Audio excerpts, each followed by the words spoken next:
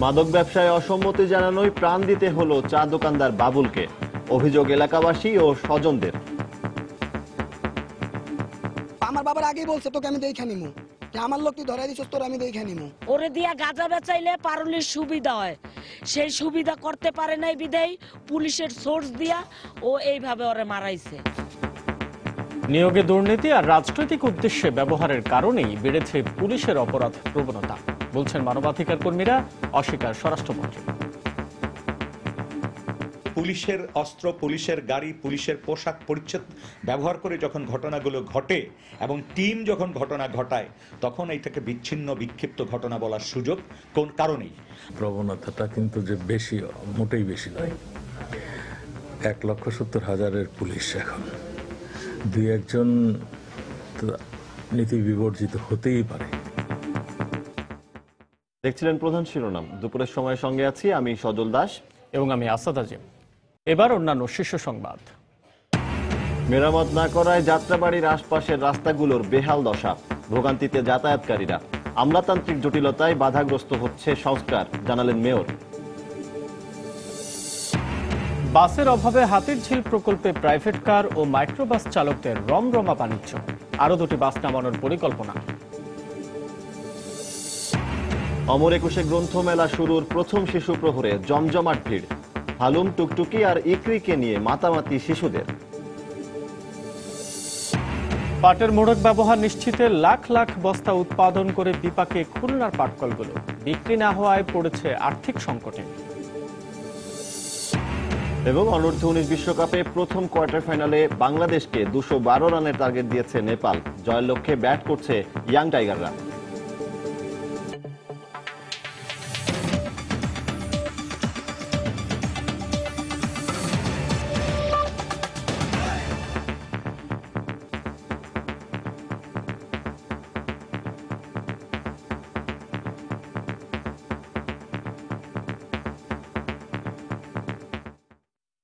নিয়মিত মেরামত না করায় বেহাল অবস্থা যাত্রাবাড়ির আশপাশের সড়কগুলো। বিভিন্ন দুর্ঘটনায় হতাহত হচ্ছেন অনেকে, নষ্ট হচ্ছে গাড়ি আর ক্ষতি হচ্ছে অর্থনীতির। কর্তৃপক্ষের দায়িত্বহীনতার কারণে এই সমস্যার সমাধান হচ্ছে না বলে দাবি এলাকাবাসী। দক্ষিণের মেয়র অবশ্য দুষছেন আমলাতান্ত্রিক জটিলতাকে। বিস্তারিত শরীফুল ইসলামের রিপোর্টে। এটি রাজধানীর অন্যতম প্রধান একটি ব্যস্ততম সড়ক, যেখানে প্রতিদিনই চলে হাজার হাজার গাড়ি, অথচ এসব রাস্তার অধিকাংশই ভাঙা এবং খানাখন্দে ভরা। মেয়র মোহাম্মদ হানিফ ফ্লাইওভারের নিচেই যাত্রাবাড়ি, দয়াগঞ্জ, সায়দাবাদ, টিকাটুলি ও ধুলাইপাড়ের রাস্তাগুলোর এই বেহাল দশা, তাই ভোগান্তিতে এলাকাবাসী। গাড়ির এই অবস্থা দেখে আসলে বোঝা যায় রাস্তা কতটা বেহাল বা নাজুক। ঠিক এই অবস্থাটি 1-2 দিন নয়, দীর্ঘ বছর বছর ধরে এই অবস্থাটা চলে আসছে। চলাফেরা প্রচুর সমস্যা হয়, গাড়ি ঠিক মতো চলতে পারে না, রিক্সা যেতে চায় না। যারা এরকম চাকরি করে বা এরকম বাহিরে যাওয়া আসা করে, ঝাঁকুনি খেয়ে, ধুলাবালি খেয়ে, এটা আসলেই সমস্যা। বয়স্ক আছে, তাদের পিঠের শরীরে প্রচুর পরিমাণে ব্যথা পাইতেছে, গাড়িতে অনেকেই ব্যালেন্স রাখতে পারতেছে না। মাজা ব্যথা তো হইতেই আছে, যাইয়া ওষুধ খেতে হয় আবার। রাস্তার বেহাল দশার কারণেই মাঝে মধ্যে ঘটছে দুর্ঘটনা, ক্ষতি হচ্ছে যানবাহনের। রাস্তার কারণে আমাদের গাড়ি নষ্ট হয়ে গেছে, বঞ্জির ভাঙে গাড়ি ক্ষতি হয়, গাড়ি চালানো যায় না, পেসেঞ্জারের মনে উঠতেছে না, আমরাও যেতে চাই না। রাস্তা ভাঙা দেখে ধুলাবালিটাই বেশি, ঠিক আছে, এতে সবারই ক্ষতি হচ্ছে। তবে রাস্তার এই অসুবিধার কথা স্বীকার করে নগরপিতা আশ্বাস দিলেন দ্রুততম সময়ে সমস্যার সমাধানের। আমি একটা প্রকল্প করেছি, সেই প্রকল্প আমাদের মন্ত্রণালয় হয়ে পরিকল্পনা মন্ত্রণালয়ে গিয়ে সেখান থেকে পাশ হয়ে আসতে আমার 4 মাস সময় লেগেছে। মেয়র মোহাম্মদ হানিফ ফ্লাইওভারের নিচে যে রাস্তাটুকু দীর্ঘদিন যাবৎ নষ্ট ছিল, 3-4 মাস লাগবে এই রাস্তাটুকু আপনার মেরামত এবং সংস্কার করে দিতে। এসব সমস্যার সমাধানে কর্তৃপক্ষ আন্তরিক হলে দ্রুত সমাধান হবে, এমনটাই আশা জনসাধারণের। শরীফুল ইসলাম, সময় সংবাদ, ঢাকা। দর্শক, এই মুহূর্তে যাত্রাবাড়ি এলাকায় আছেন রিপোর্টার মুজাহিদ শুভ। সেখানকার রাস্তাগুলোর অবস্থা জানতে সরাসরি চলে যাচ্ছে তার কাছে। শুভ, কেমন দেখছেন আপনি রাস্তাঘাটের অবস্থা এবং চালকরা কি বলছেন? আসাদ, আপনি জানেন সায়দাবাদ এবং পার্শ্ববর্তী যে কয়েকটি এলাকা আছে, ডেমরা, টিকাটুলি সহ পার্শ্ববর্তী মূল সড়ক সহ আশেপাশের যে সড়কগুলো আছে সেই সড়কের কিন্তু খুব বেহাল দশা। এই বেহাল দশার কারণে যাত্রীরা যেমন চরম একটা যন্ত্রণাময় পরিস্থিতি প্রতিদিনই তাদেরকে দেখতে হচ্ছে, সাথে সাথে কিন্তু গাড়ি কিন্তু বিকল হওয়ার ঘটনা কিন্তু আমরা মাঝে মধ্যে দেখতে পাচ্ছি। আমরা এখানে আসার পর 2 ঘন্টা থেকে কিন্তু এই আশেপাশের রাস্তাগুলো দেখেছি। এতে আমরা 2 সময় যেটা দেখতে পাচ্ছি যে এই জায়গায় রাস্তাঘাট ভাঙা এবং খানা খন্দকের অবস্থা বেশি থাকার কারণে কিন্তু প্রচণ্ড ধুলোর মধ্যে পড়তে হচ্ছে, এবং আপনি কিন্তু চিত্রে রাস্তার ভাঙার অবস্থাটা দেখতে পাচ্ছেন। এবং প্রতিদিনই কিন্তু দেখা যাচ্ছে যে এই রাস্তা দিয়ে হাজার হাজার গাড়ি চলাচল করছে, যারা যাত্রা শুরু করছেন সায়েদাবাদ থেকে এবং যারা যাত্রা শেষ করে ঢাকায় যারা ফিরছেন, এই 2 ধরনের যাত্রীদের জন্যই কিন্তু এক ধরনের চরম ভোগান্তি আমরা দেখতে পাচ্ছি। এক্ষেত্রে গাড়ি নষ্ট হচ্ছে এবং বিশেষ করে কিন্তু একটা ক্ষতিকর পরিবেশ এবং অর্থনীতির ক্ষতিও হচ্ছে। তবে এ সম্পর্কে ঢাকার মেয়র, দক্ষিণ সিটি কর্পোরেশনের মেয়রের সাথে আমরা কথা বলেছি। তিনি এর আগে আশ্বাসও যেমন দিয়েছেন এবং চেষ্টাও তিনি করছেন। আমরা ইতিমধ্যে আজকে যেটা দেখেছি যে সায়েদাবাদ এলাকা এবং টিকাটলির ওই পাশ দিয়ে কিন্তু ভাঙাচোরা যে রাস্তাগুলো ছিল, সেই রাস্তাগুলোর কিছুটা মেরামতের কাজ কিন্তু আমরা শুরু করতে দেখেছি। তবে যাত্রাবাড়ি থেকে শুরু করে সামনের দিকের যে রাস্তাটা আছে সাইনবোর্ড কিংবা চিটাগং রোডের দিকে, এই দিকে কিন্তু সংস্কার কাজ আমরা এখনও শুরু করতে দেখিনি। তো এই অবস্থায় এলাকাবাসীরও দাবি, যারা নিয়মিতভাবে চলাফেরা করছেন তারা সবসময় যেটা জানিয়ে আসছেন যে ধীর গতিতে কাজ শেষ না করে বরঞ্চ যদি খুব দ্রুত গতিতে কাজ শেষ করা যায়, কারণ মেয়র মোহাম্মদ হানিফ ফ্লাইওভারের নিচের রাস্তার কার্যক্রম শুরু হলে আশেপাশের যে শাখা প্রশাখা যেগুলো রয়েছে সেই রাস্তাগুলোর কাজ কিন্তু একদমই শুরু হয় নাই। এবং পাশাপাশি আরও একটি কথা জানিয়ে রাখি যে এর সময় আমরা দেখছি যে যখন অল্প কোনো বৃষ্টি কিংবা কর্দমাক্ত পরিস্থিতির সৃষ্টি হয় তখনও যে পরিস্থিতি খুব ভালো থাকে এরকম না, কারণ হচ্ছে তখন রাস্তার অবস্থাগুলো আরও বেশি খারাপের দিকে চলে যায়। আর এতে যেটি সমস্যা হয় যে ধীরগতি হওয়ার কারণে গাড়িগুলো ধীরগতিতে চলার কারণে কিন্তু কাঙ্ক্ষিত লক্ষ্যে মানুষ কিন্তু খুব দ্রুত সময়ের মধ্যে যেতে পারছে না। এবং তারা যেটা জানিয়েছেন যে সিটি কর্পোরেশনের পক্ষ থেকে বারবার দাবি করা হয়েছে যে আমলাতান্ত্রিক জটিলতার কারণে কিন্তু এরকম দেরি হচ্ছে। তবে কোনো ধরনের কোনো কথাই কিন্তু এলাকাবাসী শুনতে যাচ্ছেন না, কারণ বছরের পর বছর ধরে এই রাস্তার কোনো সংস্কারের কোনো ব্যবস্থা কিন্তু আমরা দেখতে পাচ্ছি না। তো আমরা যেটা জানিয়ে রাখি যে এখনও চিত্রে আমরা যাত্রাবাড়ির অবস্থা দেখাতে পারলেও কিন্তু আশেপাশের যে রাস্তাগুলো রয়েছে, রাস্তার যে শাখা প্রশাখা সেগুলো কিন্তু আমরা দেখাতে পারছি না। তো এলাকাবাসীর দাবি হচ্ছে যে খুব দ্রুততম সময়ের মধ্যে এই সমস্যার সমাধান চান তারা। তো এই ছিল আসাদ যাত্রাবাড়ি ফ্লাইওভারের নিচ থেকে রাস্তাঘাটের সবশেষ খবর। সহকর্মী মুজাহিদ শুভ জানাচ্ছিলেন রাজধানীর যাত্রাবাড়ি এলাকা থেকে সেখানকার রাস্তাঘাটের অবস্থা সম্পর্কে। পাখপাখালি দেশের রত্ন, আসুন সবাই করি যত্ন, এই স্লোগানকে সামনে রেখে জাহাঙ্গীরনগর বিশ্ববিদ্যালয়ে চলছে পাখি মেলা 2016।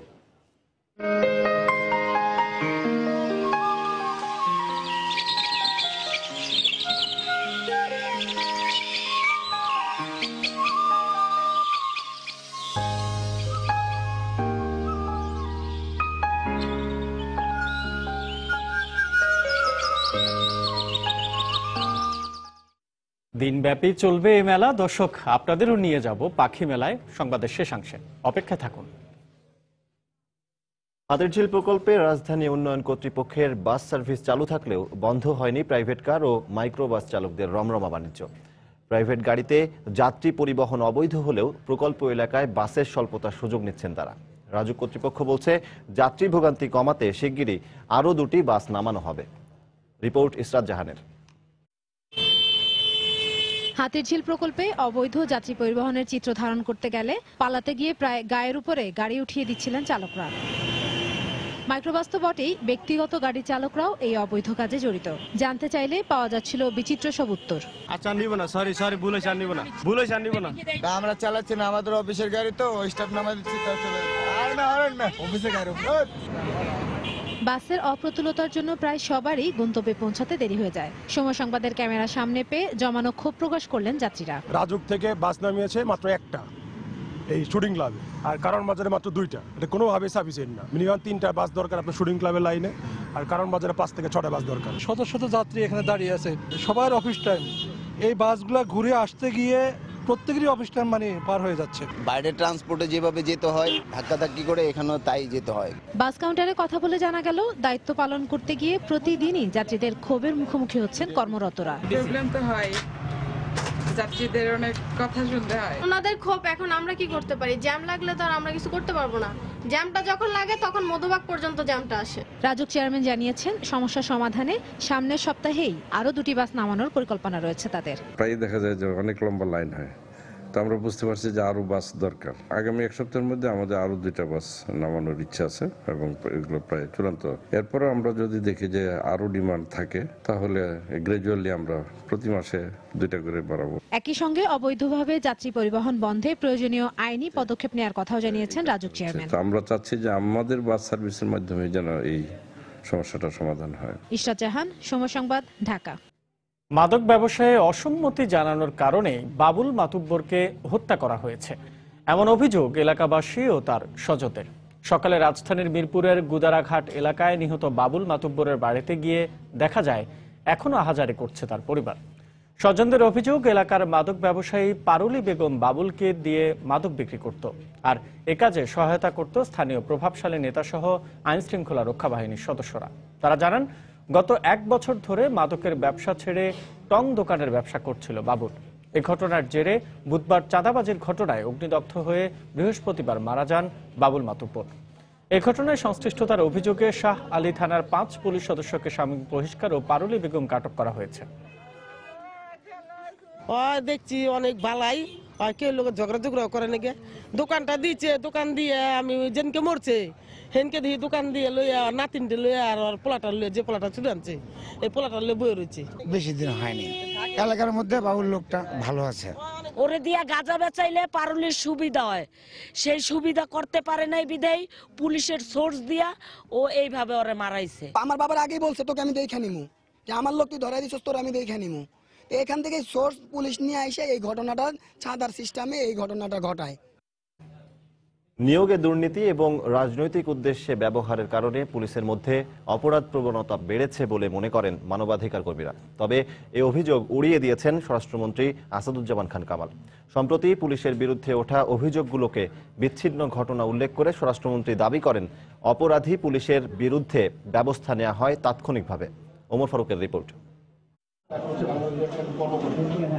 9 জানুয়ারি বাংলাদেশ কর্মকর্তা রাব্বিকে চাঁদার দাবিতে হত্যা চেষ্টার অভিযোগের মধ্য দিয়ে আলোচনায় আসে পুলিশের অপরাধ প্রবণতার বিষয়টি।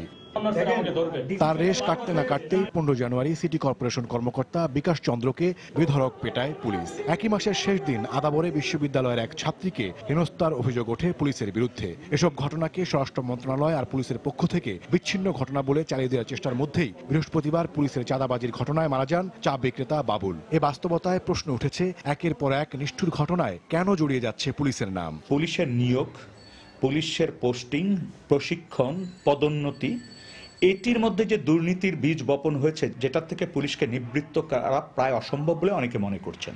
রাজনৈতিকভাবে দৃষ্টিকোণ থেকে পুলিশকে ব্যবহার করা ক্ষমতাসীনদের। আরেকটি বিষয় হচ্ছে, পুলিশের মধ্যে এক ধরনের সিন্ডিকেট গড়ে উঠেছে। পুলিশের অস্ত্র, পুলিশের গাড়ি, পুলিশের পোশাক পরিচ্ছদ ব্যবহার করে যখন ঘটনাগুলো ঘটে এবং টিম যখন ঘটনা ঘটায়, তখন এইটাকে বিচ্ছিন্ন বিক্ষিপ্ত ঘটনা বলার সুযোগ কোন কারণেই। তবে স্বরাষ্ট্রমন্ত্রী নিয়োগ ও পোস্টিংয়ে অনিয়ম এবং পুলিশকে রাজনৈতিক উদ্দেশ্যে ব্যবহারের অভিযোগ অস্বীকার করে বলেছেন, তারা পুলিশকে কোনো ছাড় দিচ্ছেন না। এইরকম 2-1টা ঘটনা ঘটতেই পারে। এই ঢাকার বুকে 1-2টা ঘটনা ঘটেছে, এইরকম ঘটনা মাঝে মাঝে 2-1টা যে ঘটে না তা আমি অস্বীকার করব না, ঘটে। আমার মনে হয় যে এটা উদ্বেগের কোনো কারণ নেই। পুলিশ এটা খুব ভালো করে টের পাচ্ছে যে তাদেরকে ছাড় দেওয়া হচ্ছে না এবং তাদের বিরুদ্ধে যথাযোগ্য ব্যবস্থা নেওয়া হচ্ছে। এদিকে মানবাধিকার কর্মীরা মনে করেন, বর্তমান অবস্থা থেকে উত্তরণে অপরাধী পুলিশের বিরুদ্ধে নেওয়া শাস্তি দৃষ্টান্তমূলক এবং দৃশ্যমান হওয়া উচিত। ওমর ফারুক, সময় সংবাদ, ঢাকা। চা বিক্রেতাকে হত্যায় জড়িত পুলিশ সদস্যদের ফৌজদারি অপরাধে গ্রেপ্তার করে বিচারের দাবি জানিয়েছেন আওয়ামী লীগের উপদেষ্টা মণ্ডলীর সদস্য সুরঞ্জিত সেনগুপ্ত। সকালে রাজধানী ডিপ্লোমা ইঞ্জিনিয়ার্স ইনস্টিটিউশনে এক আলোচনা সভায় বক্তব্য রাখেন তিনি। সরকার আইনের শাসনে বিশ্বাস করে তা জনগণের সামনে প্রমাণ করার আহ্বান জানান সুরঞ্জিত। আপনার পুলিশ স্টোভ জ্বলতেছে, এটার উপরে বাড়ি মেরে আগুন জ্বালাই দিল, মানুষটার উপর জ্যান্ত মানুষটার পুজো মেরে ফেলাইলো, এরপর আবার তদন্ত লাগবে। এটা একটা চাঞ্চল্যকর হত্যা, আমি ডিক্লেয়ার করতেছি। সেই পুলিশ যেখানে জড়িত তাকে শাস্তি দিয়া দ্রুত বিচার আইনে আপনারা এই 1 মাসের মধ্যে এটা শেষ করেন। পুলিশ বাহিনী বেআইনি সংগঠনে পরিণত হয়েছে বলে মন্তব্য করেছেন বিএনপি নেতারা। তারা বলেন, এই বাহিনীতে এখন বড় ধরনের সংস্কার জরুরি হয়ে পড়েছে। সকালে রাজধানীতে আলাদা অনুষ্ঠানে তারা এ মন্তব্য করেন। পুলিশের আমি মনে করি রিফর্ম হওয়া দরকার। এই রিফর্মের কথা অনেকদিন ধরে হয়ে আসছে। অনেক বড় ধরনের বৈপ্লবিক সংস্কার হওয়া উচিত। আমি মনে করি সবচেয়ে বড় যে তার সংস্কার সেটা হচ্ছে তাদের কালচারাল রিভলিউশন, মানুষকে সেবা দেওয়ার জন্য যে মনোবৃত্তি সেটার আহরণ। যেহেতু আজকে আইন শৃঙ্খলা রক্ষাকারী বাহিনী নিজেরাই বেআইনি একটি সংগঠনে পরিণত হয়েছে, সুতরাং দেশের মধ্যে অরাজকতা বৃদ্ধি পেয়েছে অত্যন্ত জ্যামিতিক হারে। এই বৃদ্ধি পাওয়ার কারণেই আজকে ব্যাপকভাবে শিশু হত্যা হচ্ছে, কিশোর হত্যা হচ্ছে। সংবাদপত্রের বিরুদ্ধে আক্রমণ গণতন্ত্রের জন্য মারাত্মক হুমকি বলে মন্তব্য করেছেন রাষ্ট্রপতি মোহাম্মদ আব্দুল হামিদ। তিনি বলেন, সাংবাদিকদের ঐক্যবদ্ধভাবে এই অপশক্তিকে মোকাবেলা করে দেশকে এগিয়ে নিতে হবে। সকালে রাজধানীর ওসমানী স্মৃতি মিলনায়তনে ইংরেজি দৈনিক দ্য ডেইলি স্টারের রজত জয়ন্তী উপলক্ষে আলোচনায় বক্তব্য রাখেন রাষ্ট্রপতি। এ সময় গণমাধ্যমের প্রতি তথ্যভিত্তিক সমালোচনার আহ্বানও জানান আব্দুল হামিদ। দেশবরেণ্য শিল্পীদের সঙ্গীত পরিবেশনার মধ্য দিয়ে শুরু হয় অনুষ্ঠানের মূল আয়োজন। দৈনিকটির 25 বছর পূর্তি উপলক্ষে ওই অনুষ্ঠানে রাষ্ট্রপতি ছাড়াও উপস্থিত ছিলেন দক্ষিণ এশিয়ার গণমাধ্যম ব্যক্তিত্ব এবং দেশের প্রথিতযশা সাংবাদিক ও বিশিষ্ট নাগরিকরা। অনুষ্ঠানের এক পর্যায়ে বিভিন্ন ক্ষেত্রে অবদানের জন্য দেশের খ্যাতনামা 24 বিশিষ্ট নাগরিকের হাতে পদক তুলে দেন রাষ্ট্রপতি। প্রতিষ্ঠান হিসেবে মুক্তিযুদ্ধ জাদুঘরকেও দেয়া হয় বিশেষ সম্মাননা।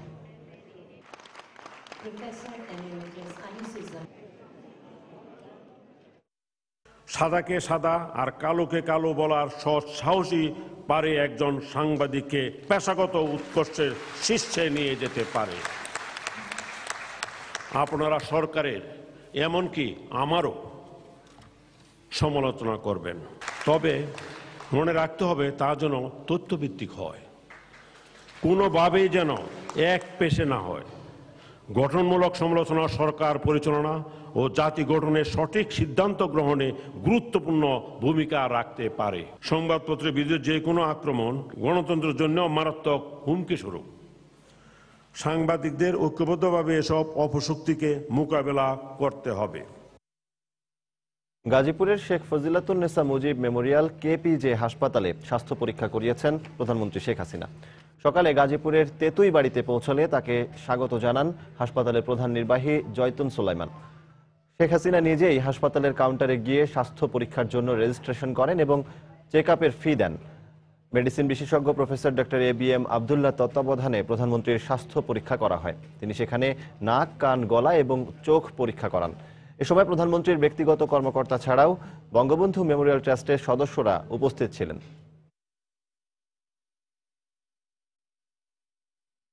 দুপুরের সময় আরো থাকছে। বিলুপ্ত মসলিন কাপড়কে ফিরিয়ে আনতে সরকারি বেসরকারি যৌথ উদ্যোগ। চলছে তাঁতি প্রশিক্ষণ ও সুতা উৎপাদনের চেষ্টা।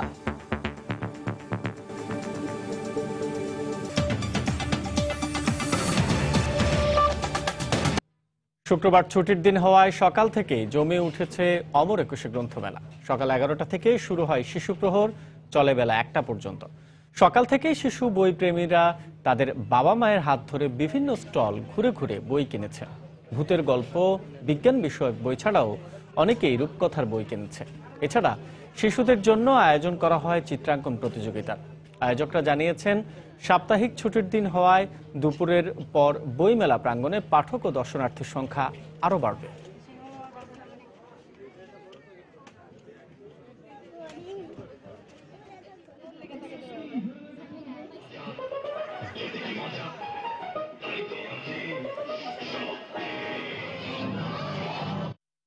দিনব্যাপী বইমেলার খবর জানাতে মেলা প্রাঙ্গণে আছেন সহকর্মী শাতিলা শারমিন। সরাসরি চলে যাচ্ছি তার কাছে।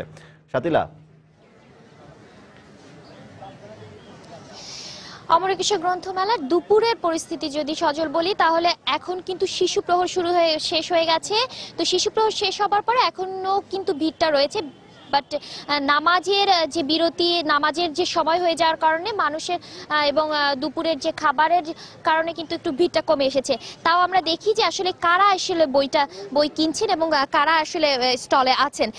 সব বয়সী ক্রেতাকেই আমরা দেখতে পেরেছি, সব বয়সী বইপ্রেমীকেই আমরা দেখেছি স্টলগুলোতে ভিড় করতে। কিন্তু শিশু কিশোরদের যে ভিড়টা, ওই ভিড়টা কিন্তু এখন পর্যন্ত আছে। এখনো কিন্তু স্টলগুলোতে শিশু কিশোরদের উপস্থিতি আমরা দেখতে পাচ্ছি। আর আপনাকে যদি জানিয়ে রাখি সজল, সেটা হচ্ছে যে সকালবেলা শিশু প্রহর শুরু হবার পর থেকে তারা কিন্তু অভিভাবকরা কিন্তু শিশুদেরকে নিয়ে স্টলগুলোতে এসেছেন এবং তারা কিন্তু শুধুমাত্র নানা বয়সী শিশুরা হচ্ছে গল্পের বই থেকে শুরু করে তারা বিভিন্ন কার্টুন চরিত্র, যেটা আগেই জানিয়েছি, সেইগুলোর উপরেই কিন্তু তারা মনোযোগ বেশি দিতে দেখা গেছে। আর বিক্রেতারা আমাদেরকে জানিয়েছেন যে মেলা শুরুর দিককার যে উপস্থিতি বইপ্রেমীদের, তা কিন্তু তাদেরকে যথেষ্ট অনুপ্রাণিত করছে এবং তারা চাইছেন যে আরও ভিড়টা ক্রমশ বাড়তে থাকবে। আমরা আসলে এখন কথা বলার চেষ্টা করব একজনের সাথে যে আসলে বই কিনতে এসেছেন এবং হচ্ছে আমাদেরকে আমি জানতে চাইবো আসলে কি ধরনের বই তারা পছন্দ করেন। আমাদেরকে একটু জানাবেন যে আসলে কি ধরনের বই কিনতে বা কি ধরনের বই আপনি পছন্দ করেন? সায়েন্স, যেগুলো সায়েন্স রিলেটেড বইগুলো ভালো লাগে, জাফর ইকবাল স্যারের বই ভালো লাগে, আনিসুল হক স্যারের বই ভালো লাগে। এই তো।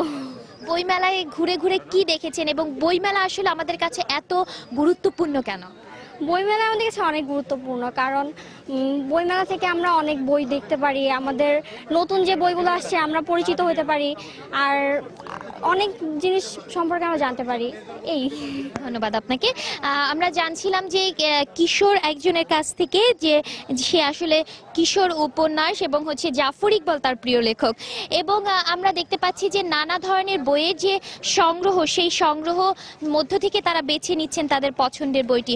অমর একুশে গ্রন্থমেলায় আজকে শুক্রবার হওয়ার কারণে ভিড় ধীরে ধীরে বাড়ছে এবং বিকেলের দিকে এই ভিড়টা সবচেয়ে বেশি হবে বলে মনে করছেন আসলে আয়োজকরা।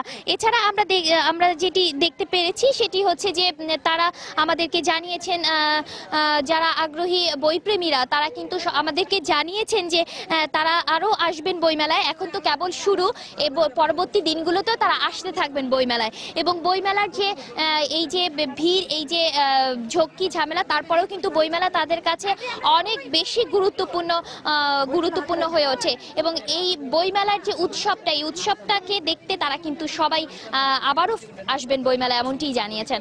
এই ছিল সজল আমার কাছে সর্বশেষ, পরবর্তীতে আরো জানিয়ে দিতে পারবো। দর্শক, মাসব্যাপী অমর একুশে গ্রন্থমেলায় পাঠকদের উপস্থিতির খবর জানাচ্ছিলেন সহকর্মী শাতিলা শারমিন। দেখছেন দুপুরের সময়। দুরন্ত বাইসাইকেল, উড়ে চলো দুরন্ত গতিতে। পাটের মোড়ক বাধ্যতামূলক আইন 2010 বাস্তবায়নের লক্ষ্যে বস্তা উৎপাদনে জোর দিয়েছে খুলনার রাষ্ট্রায়ত্ত পাটকলগুলো।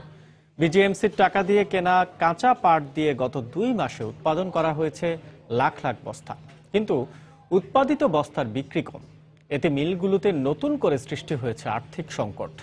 নিয়ামুল হোসেন কোচির তোলা ছবি নিয়ে তরিকুল ইসলামের রিপোর্ট। 6টি পণ্যের মোড়কে পাটের ব্যবহার বাধ্যতামূলক করায় পাটের বস্তার চাহিদা বেড়ে যাবে এমন ধারণা থেকে গত 2 মাস ধরে শুধু বস্তা তৈরি করছে খুলনার রাষ্ট্রায়ত্ত 8টি পাটকল। ঘোষণার প্রথম 1 মাসে খুলনার 8টি পাটকলে তৈরি হয়েছে প্রায় 80 লাখ পাটের বস্তা। ডিলারদের অভিযোগ, বিপণন ব্যবস্থার দুর্বলতার কারণে বস্তাগুলো ঠিকমতো বিক্রি করতে পারছে না পাটকলগুলো। এক মাসে বস্তা বিক্রি হয়েছে মাত্র 10 লাখ। 25 কেজি চাল ধরে এই ধরনের হেসিয়ান টাইপের যে ব্যাগগুলো, এটারও বেশ চাহিদা আছে, কিন্তু সেগুলো তো বিজিএমসি করতেছে না। গ্রাহক বেশিরভাগ ক্ষেত্রে অনিয়া, তারা লোকাল মিল থেকে কিছু মাল নিচ্ছে, যার কারণে এই ধরনের কিছু আমরা সমস্যা পড়তেছি। মিল কর্তৃপক্ষ বলছে পাটের মোড়ক বাধ্যতামূলক করায় ক্রেতা চাহিদার কথা বিবেচনা করে বস্তা উৎপাদন করা হয়েছে, কিন্তু এসব বস্তা খুবই কম বিক্রি হয়। কোটি কোটি টাকার বস্তা মিলে পড়ে আছে। ছোটখাটো মিল আছে প্রাইভেট পর্যায়ে, কেউ একটু নিম্নমানের মাল তৈরি করে কম দামে ছেড়ে দিচ্ছে। আমি তো আর কম দামে মাল বেচতে পারতেছি না। রানিং ক্যাপিটাল কিন্তু ব্যবহার করে বিগত 3 মাসে আমরা ব্যাগগুলো করলাম, কিন্তু এই যে রানিং ক্যাপিটালটা আমার আটকে যাওয়ার কারণে আমার ওয়েজেস ঠিক মতো গত সপ্তাহে ওয়েজেস দিতে পারলাম না। অবশ্য বিজিএমসি চেয়ারম্যান পাটের মোড়ক বাধ্যতামূলক আইন 2010 প্রকল্প বাস্তবায়নের প্রচেষ্টা অব্যাহত রাখার কথা জানালেন। আমাদের যে সমস্ত টিম যেগুলো আছে মন্ত্রণালয়ের আন্ডারে, সেগুলোকে আরও তৎপর হতে হবে, মোবাইল কোডের সংখ্যা আরও বাড়াতে হবে। পাশাপাশি আমাদের জুটের ব্যাগগুলো সাপ্লাইটা যাতে সচল থাকে বা আমরা যাতে দিতে পারি, এই ব্যাপারে প্রয়োজন পদক্ষেপ নিতে হবে। বিজিএমসি সূত্রে জানা যায়, পাটজাত পণ্যের বাধ্যতামূলক ব্যবহার নিশ্চিত করতে 30 নভেম্বর পর্যন্ত সময় বেঁধে দেওয়া হয়। এর আগে 27 অক্টোবর থেকে পাটের বস্তার উৎপাদন বাড়ানোর নির্দেশ দেয় পাট ও বস্ত্র মন্ত্রণালয়। তরিকুল ইসলাম, সময় সংবাদ, খুলনা। বিলুপ্ত মসলিন কাপড়কে আবারও বাংলার মাটিতে ফিরিয়ে আনতে সরকারি বেসরকারি উদ্যোগে শুরু হয়েছে ব্যাপক কর্মতৎপরতা। এরই অংশ হিসেবে মসলিনের উপযোগী সুতা উৎপাদনে সফলতার পাশাপাশি দক্ষ তাঁতি গড়ে তুলতেও বেশ এগিয়েছে সংশ্লিষ্টরা। এমনকি চলমান কর্মকাণ্ডের ধারাবাহিকতা রক্ষা করতে পারলে আগামী 1 দশকে দেশে আবারও মসলিন তৈরির প্রতিশ্রুতি দিয়েছে ব্রিক গ্যালারি। জুবায়ের ফয়সালের রিপোর্ট। চরকায় সুতা কাটার এ দৃশ্যে চেষ্টা চলছে মসলিনের কাপড় তৈরির, কিন্তু 200 বছরের ব্রিটিশ দুঃশাসনের চিত্র হয়ে ওঠা সেই মসলিনের দেখা মিলবে না এখনই। চেষ্টা চলছে নতুনভাবে দেশের মাটিতে মসলিনকে ফিরিয়ে আনার, যেখানে সরকারের পাশাপাশি কাজ করছে বেসরকারি প্রতিষ্ঠান ব্রিক গ্যালারি। মসলিন এমনই এক গৌরবময় অধ্যায়, যার সঙ্গে জড়িয়ে আছে প্রাচীন বাংলার মানুষের সুখ দুঃখ হাসি আর কান্নার অসংখ্য উপাখ্যান। বিলুপ্ত হয়েছে 18 শতকের শেষ ভাগে, তাই এ প্রজন্মের কাছে মসলিন শুধুই দিয়াশলাইয়ের বাক্সবন্দি ইতিহাস, যার দেখা মেলে একমাত্র পাঠ্য বইয়েই। তবে জাতীয় জাদুঘরে মাসব্যাপী মসলিন উৎসব অনুষ্ঠানের মাধ্যমেই হবে এর পুনর্জন্মের গোড়াপত্তন, বলছেন আয়োজকরা। মসলিনের পুনর্জন্ম বাংলার মাটিতে আমি মনে করি যে সম্ভব। 3 ধাপের ভিতরে 2 ধাপ চলে আসছি। তুলোর গাছটা আমরা পেলেও সেটা থেকে সুতো বানানো এই আপনার কারিগরিটা আমাদের এখানে নেই। নিশ্চয়ই এটা আমরা পারবো। বাধা আছে অনেক, নতুন করে আমাদের সেই মসলিন তৈরি করা হয়তো সময় সাপেক্ষ ব্যাপার, কিন্তু প্রচেষ্টার একটা ক্ষতি কোথায়। আর এমন উদ্যোগের পেছনে কারিগরি কিংবা আর্থিক সব ধরনের সহযোগিতার আশ্বাস দেওয়া হয়েছে সরকারের তরফ থেকে। তুলা উৎপাদন আলটিমেটলি পরীক্ষামূলকভাবে তুলা উন্নয়ন বোর্ডে এটা শুরু হয়ে গেছে। এখন যদি এই তুলা থেকে মসলিনের মোটামুটি কাছাকাছিও আসা যায়, তখন গবেষণার মাধ্যমে আর একটু উন্নত করে এবং যাদের দ্বারা আমরা এটা বুনন করব সেই তাঁতিদেরকে ট্রেনিং দিতে হবে এবং ট্রেনিং এর মাধ্যমে এটা আনা সম্ভব। যদিও মসলিনের কাপড় তৈরির জন্য দক্ষ তাঁতি তৈরির সঙ্গে বিরল প্রজাতির কার্পাস তুলা উৎপাদনে উচ্চতর গবেষণা প্রয়োজন বলেও মনে করছেন সংশ্লিষ্টরা। জুবায়ের ফয়সাল, সময় সংবাদ, ঢাকা। দুপুরের সময় আরো থাকছে। জমকালো অনুষ্ঠানের মধ্য দিয়ে আজ ভারতের গৌহাটিতে শুরু হচ্ছে 12তম এসএ গেমস। উদ্বোধন করবেন দেশটির প্রধানমন্ত্রী নরেন্দ্র মোদী।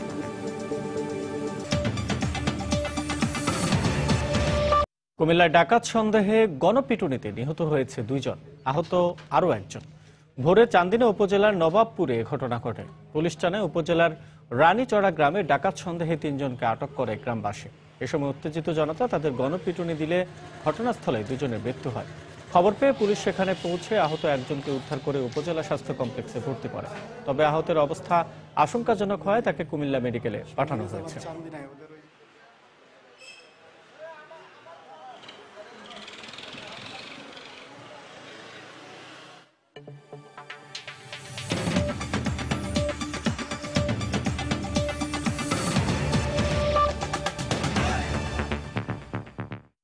আগামী ডিসেম্বরে যুক্তরাষ্ট্রের বাজারে ছাড়া হবে বিকল্প জ্বালানি ফুয়েল সেল চালিত পরিবেশ বান্ধব সম্পূর্ণ স্বয়ংক্রিয় গাড়ি।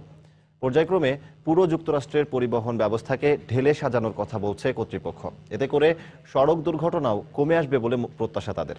সম্প্রতি ওয়াশিংটনে আয়োজন করা হয় এ ধরনের গাড়ির প্রদর্শনীর। ওয়াশিংটন থেকে শিহাবুদ্দিন কেসলুর পাঠানো রিপোর্ট। ওয়াশিংটন অটো শোতে ফুয়েল সেলে চলা সম্পূর্ণ স্বয়ংক্রিয় গাড়ির প্রদর্শন করা হয়। এক ধরনের রাসায়নিক ক্রিয়ায় বিদ্যুৎ প্রবাহ সৃষ্টিকারী এই জ্বালানি ভিত্তিক গাড়ি চালু হলে কমে আসবে গ্যাসোলিনের ব্যবহার, আর এতে কমবে পরিবেশ দূষণ। শুধু তাই নয়, 2 বছরের মধ্যে যুক্তরাষ্ট্রের সড়ক দুর্ঘটনা শতকরা 80% কমে আনা সম্ভব হবে। বিশ্বের বিভিন্ন গাড়ি প্রস্তুতকারক প্রতিষ্ঠানগুলোর অংশীদারিত্বে মার্কিন 8টি গবেষণা প্রতিষ্ঠানের প্রচেষ্টায় এসব সর্বাধুনিক হাইড্রোজেন ইভি গাড়ি বাজারে আসার কথা আগামী ডিসেম্বরে। স্বয়ংক্রিয় প্রযুক্তির এসব গাড়িকে বেশ নিরাপদ বলে মনে হচ্ছে। এসব গাড়ি বাজারজাত করতে মিশিগানে প্রায় 350 একর প্রজেক্ট হাতে নেওয়া হয়েছে। এর প্রযুক্তির উদ্ভাবনে এ পর্যন্ত প্রায় $8 বিলিয়ন ঋণ সহায়তা দিয়েছে যুক্তরাষ্ট্র।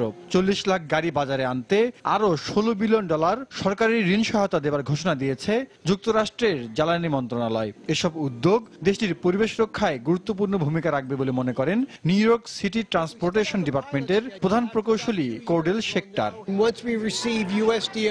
একটি পাইলট প্রকল্পে আগামী 2 বছরে নিউ ইয়র্কের রাস্তায় নামবে এই প্রযুক্তির 10,000 স্বয়ংক্রিয় গাড়ি।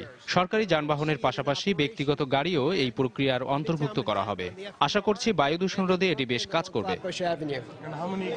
যুক্তরাষ্ট্রের জ্বালানি মন্ত্রণালয়ের তথ্য বলছে, বিদেশি তেলের নির্ভরতায় যুক্তরাষ্ট্র 2012 সালে জিডিপি হারিয়েছে $171 বিলিয়ন। সংশ্লিষ্টদের প্রত্যাশা, ফুয়েল সেলের স্বয়ংক্রিয় গাড়ির প্রচলনে যুক্তরাষ্ট্রের এই জ্বালানি চ্যালেঞ্জ মোকাবেলায় ইতিবাচক ভূমিকা রাখবে। সময় সংবাদ, ওয়াশিংটন, যুক্তরাষ্ট্র।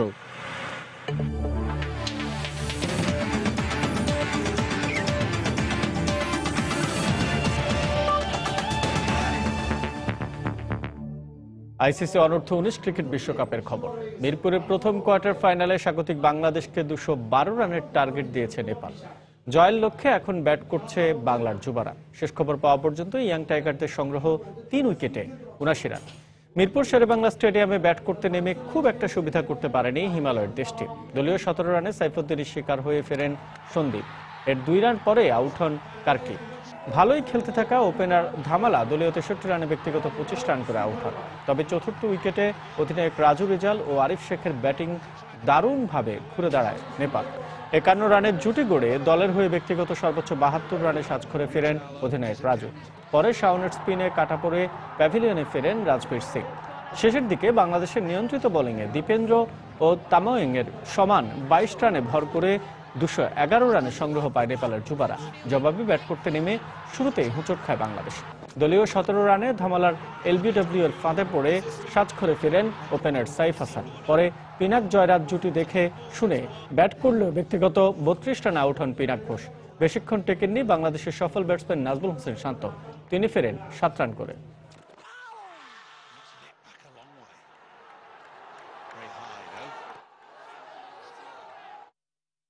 দর্শক, মিরপুর শেরেবাংলা স্টেডিয়ামে এই মুহূর্তে আছেন রিপোর্টার সাজিদ মুস্তাহিদ। বিস্তারিত জানতে সরাসরি চলে যাচ্ছে তার কাছে।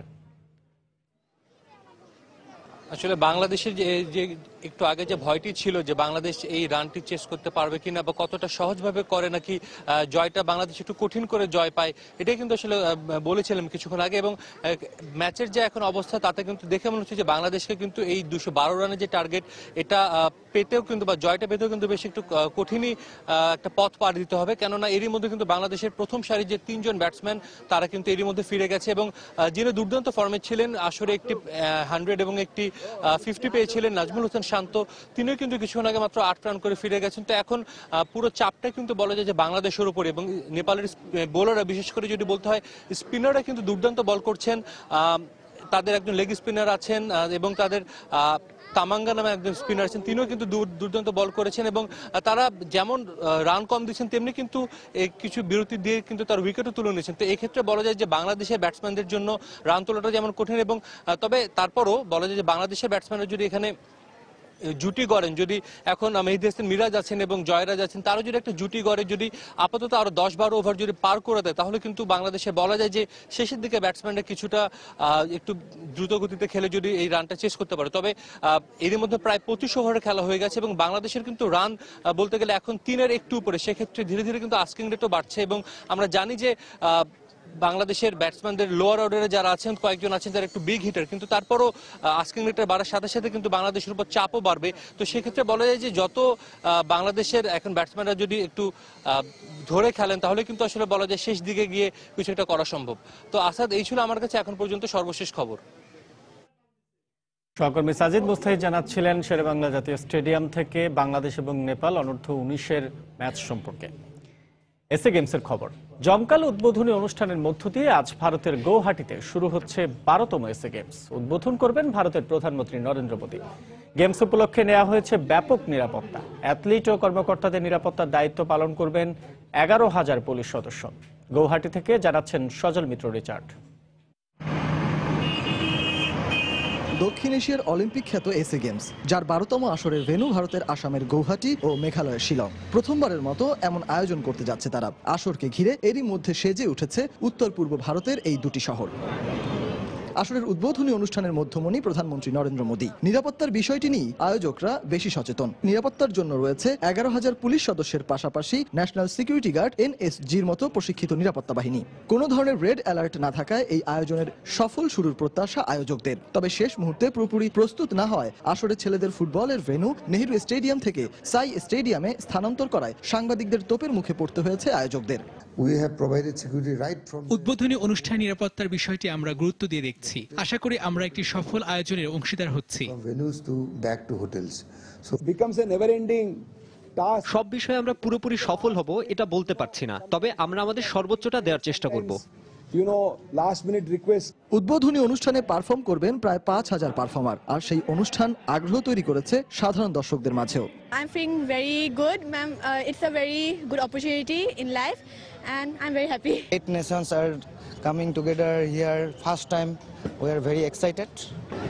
ভারতের প্রধানমন্ত্রী নরেন্দ্র মোদীর বক্তব্যের মধ্য দিয়ে এই সারু সাজাই কমপ্লেক্সে উদ্বোধন হতে যাচ্ছে 12তম সাউথ এশিয়ান গেমসের। আয়োজকরা চান আয়োজনে ভিন্নতা দিয়ে তাক লাগিয়ে দিতে। অন্যদিকে এখানে আগত অতিথিদের আতিথেয়তা দিয়ে মুগ্ধ করতে চান এখানের স্থানীয় অধিবাসীরা। ভারতের আসাম থেকে সজল মিত্র, রিচার্ড, সময় সংবাদ। এবার পাখি মেলার খবর। পাখপাখালি দেশের রত্ন, আসুন সবাই করি যত্ন, এই স্লোগানকে সামনে রেখে জাহাঙ্গীরনগর বিশ্ববিদ্যালয়ে অনুষ্ঠিত হচ্ছে পাখি মেলা 2016। সকাল থেকে মেলায় আসতে শুরু করেন দর্শনার্থীরা। সকাল 11:30টার দিকে বেলুন উড়িয়ে মেলার আনুষ্ঠানিক উদ্বোধন করেন বিশ্ববিদ্যালয়ের উপাচার্য অধ্যাপক ফারজানা ইসলাম। এর আগেই বাবা মার সাথে আসা শিশু কিশোরদের পদচারণায় মুখর হয়ে ওঠে জাবি ক্যাম্পাস। দিনব্যাপী এ মেলায় অনুষ্ঠিত হচ্ছে আন্তঃবিশ্ববিদ্যালয় পাখি চেনা প্রতিযোগিতা, শিশু কিশোরদের জন্য পাখির ছবি আঁকা, পাখির আলোকচিত্রের মাধ্যমে স্টল সাজানো ও পাখি বিষয়ক কুইজ প্রতিযোগিতা সহ নানা অনুষ্ঠান। পাখি সংরক্ষণে গণসচেতনতা বাড়াতেই এ মেলার আয়োজন করা হয়েছে বলে জানান আয়োজকরা।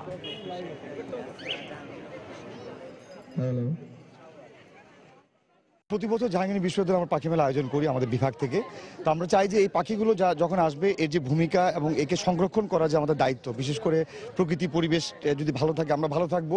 শহরে থাকি, মানে অতটা পাখি দেখা হয় না। এখানে মানে ঢাকা একটু শহর থেকে একটু দূরে প্রাকৃতিক পরিবেশ, মনোরম পরিবেশে আমরা পাখি দেখতে আসি প্রতি বছরই। পাখি মেলায় এসে এখানে বিভিন্ন পাখি সম্পর্কে আমরা জানতে পারি।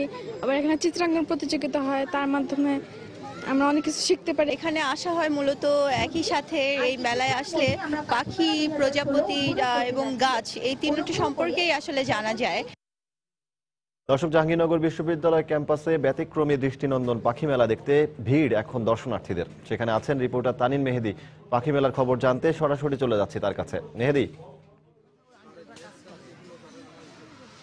সজল, সকাল থেকে আপনি যেমনটি বলছিলেন যে জাহাঙ্গীরনগর বিশ্ববিদ্যালয়ে পাখি মেলা অনুষ্ঠিত হচ্ছে এবং মূলত মেলার যে মূল আনুষ্ঠানিকতা সেই আনুষ্ঠানিকতা কিন্তু কিছুক্ষণ আগে শেষ হয়েছে। অর্থাৎ মেলার মাধ্যমে বিভিন্ন প্রতিযোগিতার আয়োজন করা হয়েছিল, সেই প্রতিযোগিতায় বিজয়ীদের মাঝে পুরস্কার বিতরণী অনুষ্ঠান কিছুক্ষণ আগে শেষ হয়েছে। যদিও মেলা উপলক্ষে যে দর্শনার্থীরা এসেছেন জাহাঙ্গীরনগর বিশ্ববিদ্যালয় ক্যাম্পাসে পরিযায়ী পাখি দেখার জন্য মূলত এখানে প্রতি বছর দর্শনার্থীরা আসেন এবং আজকে যেহেতু পাখি মেলা অনুষ্ঠিত হচ্ছে, পাখি মেলার কারণে আসলে দূর দূরান্ত থেকে অনেক দর্শনার্থীরা এখানে এসেছেন। আমরা যেমনটি কথা বলে দেখেছিলাম এখানে আসা দর্শনার্থীদের সঙ্গে এবং তারা যেমনটি বলেছিলেন যে আমরা দেখেছি যে পরিবার পরিজন নিয়ে অনেকে এসেছেন, বাচ্চাদেরকে নিয়ে এসেছেন এবং আমরা বাচ্চাদের মা বাবাদের সঙ্গে কথা বলে যেমনটি জানতে পেরেছি তারা যদি বলছেন যে ছোটবেলা থেকেই যাতে এই যে পরিযায়ী পাখি এবং বিভিন্ন ধরনের পাখির সাথে পরিচয় করিয়ে দেওয়ার জন্য এবং যাতে করে তারা সেই বিষয়টি সম্পর্কে আসলে এক ধরনের আনন্দের ছলে শিক্ষা পেতে পারেন, সেজন্য মূলত এই বিশ্ববিদ্যালয় ক্যাম্পাসে ছুটে আসা এবং পাখিদের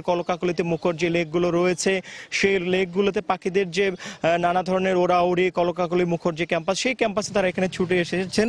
এবং আয়োজকদের সঙ্গে আমরা যে কথা বলেছিলাম, আয়োজকরা যেমনটি বলেছিলেন যে পাখি সম্পর্কে সচেতনতা তৈরির জন্যই মূলত এই পাখি মেলার আয়োজন করা হয়ে থাকে। যদিও এই পাখি মেলার মধ্যে পরিযায়ী পাখি রয়েছে এবং দেশের যেসব পাখি রয়েছে এবং বিশেষ করে বিপন্ন প্রজাতির পাখিদের সম্পর্কে মানুষের সচেতনতা তৈরির জন্যই মূলত এই মেলার আয়োজন করা হয়ে থাকে। এবং আয়োজকদের কাছ থেকে আমরা যতটুকু জানতে পেরেছি যে এখন থেকে প্রায় 15 বছর ধরে, অর্থাৎ 15 বছর ধরে জাহাঙ্গীরনগর বিশ্ববিদ্যালয়ের প্রাণীবিদ্যা বিভাগের উদ্যোগেই মূলত এই আয়োজনটি হয়ে থাকে, এবং যে আয়োজনে আসলে বিভিন্ন সামাজিক সংগঠন এবং সংগঠনও আয়োজনে অংশ নিয়ে থাকে এবং সহযোগিতা করে থাকে।